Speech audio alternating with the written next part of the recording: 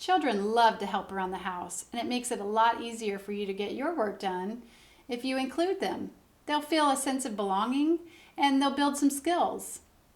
So when you're doing your laundry, you can give them a basket full of some of their clothes.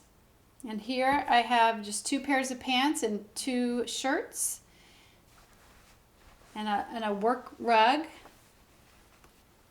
And at first you'll have to show them how to do it.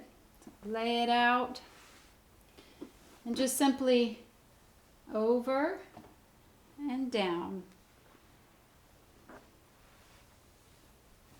And here's a shirt.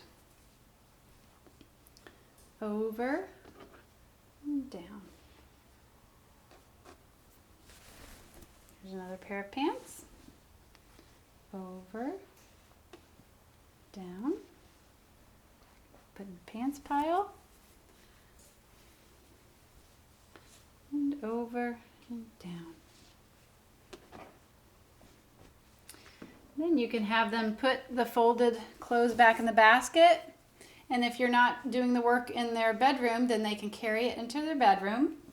And it's really nice if you have their drawers accessible to them. And one of their drawers could be for pants and one of them could be for shirts. And you show them and put the shirts up top.